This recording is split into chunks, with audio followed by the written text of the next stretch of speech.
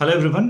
Medical and health services recruitment board నుంచి pharmacist పోస్టులకు పడిన నోటిఫికేషన్‌కి ఈరోజు అప్లికేషన్ స్టార్ట్ అయింది. చాలామంది నన్ను ఇప్పటివరకు అడిగిన క్వెషన్ ఏంటంటే, నవంబర్ 30థ్ ఎగ్జామ్ ఉంటుందా? ఏమైనా పోస్ట్‌పోన్ అయ్యే ఛాన్స్ ఉందా అని. Now look at the pattern. ఇంతకుముందు గవర్నమెంట్ చెప్పినట్లు సెప్టెంబర్‌లో నోటిఫికేషన్ ఇచ్చారు.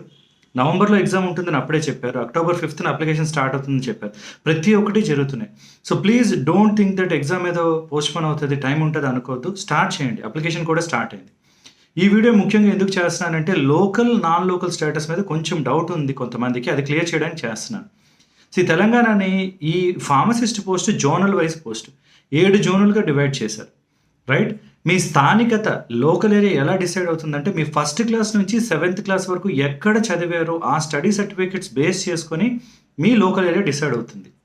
నేను 1 నుంచి 7 వరకు అంతా ఒక ప్లేస్‌లో చదవలేదు. అప్పుడు ఎలా అని అడిగితే, 7 సంవత్సరాల్లో ఎక్కువ టైం 4 ఏళ్ళు ఎక్కడుంటారో అది మీ లోకల్ ఏరియా అవుతది. మళ్ళీ చెప్తున్నా వినండి. ఫస్ట్ క్లాస్ నుంచి 7th క్లాస్ వరకు మీరు ఎక్కడ చదివారో అది మీ లోకల్ ఏరియా అవుతది. లేదు టోటల్ ఇయర్స్ నేను ఒక దగ్గర చదవలేదంటే, ఎక్కువ కాలం 4 ఏళ్ళు ఎక్కడ చదివారో అది మీ లోకల్ ఏరియా అవుతుంది. సెకండ్ ఇష్యూ, అప్లికేషన్ అప్లై చేసేటప్పుడు జోనల్ ప్రిఫరెన్స్ కూడా అడుగుతుంది. ఇప్పుడు మీ జోన్ ఫస్ట్ మీరు పెట్టుకోవాలి. మీరు జోన్ 2 అనుకోండి, జోన్ 2 ఫస్ట్ ప్రిఫరెన్స్ ఇస్తారు. నెక్స్ట్ ప్రిఫరెన్స్ ఏంటి అంటే, సీ 5% నాన్ లోకల్ కోటా ఉంది. 95% లోకల్ పోస్టులు అంటే ఇవి జోనల్ పోస్టులు కాబట్టి, మీ జోన్‌లో పోస్ట్ మీకు లోకల్ అవుతది. మీ వేరే జోనుకి మీరు నాన్ లోకల్ అవుతారు. సో సెకండ్ ప్రిఫరెన్స్‌లో మీరు వేరే జోన్ ఇచ్చి, అక్కడ మీకు మెరిట్ వస్తే అక్కడ వచ్చే ఛాన్స్ ఉంది. ఇంకొంచెం క్లియర్‌గా చెప్తా వినండి. జోన్ 1 మీది. లెట్స్ సే మీరు జోన్ 6కి వెళ్ళాలనుకుంటున్నారు. జోన్ 1 మీ జోన్ కాబట్టి ఫస్ట్ ప్రిఫరెన్స్ అది పెట్టి, నెక్స్ట్ ప్రిఫరెన్స్ జోన్ 6 పెట్టి, మీకు మెరిట్‌లో మంచి మార్క్స్ వస్తే మీరు ఆ జోన్ వెళ్ళే ఛాన్స్ ఉంటది. రీసెంట్‌గా లాస్ట్ ఇయర్ 2023లో డ్రగ్ ఇన్స్‌పెక్టర్ పోస్టులు జరిగాయి. ఎగ్జామ్ జరిగింది. 18 పోస్టులు ఉన్నాయి. అయితే 18లో 5% రాదు, కానీ ఖచ్చితంగా ఒక పోస్ట్ నాన్ లోకల్‌కి ఇవ్వాల్సిందే అని ఒక ప్రెసిడెన్షియల్ ఆర్డర్ ఉంది. అయితే అది మల్టీ జోన్ పోస్ట్. 2 జోన్‌లు ఉన్నాయి. సో జోన్ 1, జోన్ 2 ఉన్నాయన్నమాట.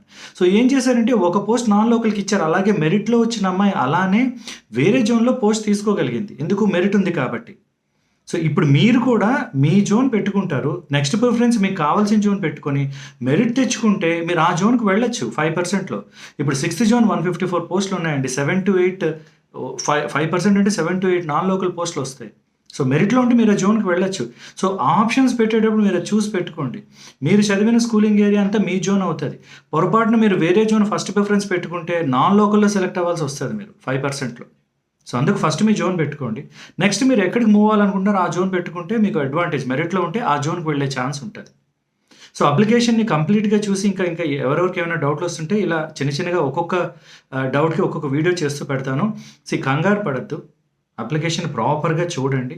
చూసి అప్లై చేయండి. తొందరపడి ఏమీ చేయకండి. తర్వాత మళ్ళీ ఈ ఈ ఈ యాంగ్జైటీలో మీ ప్రిపరేషన్ జరగదు. టైం దగ్గరికి వస్తుంది. టైం అలా పోతుంది.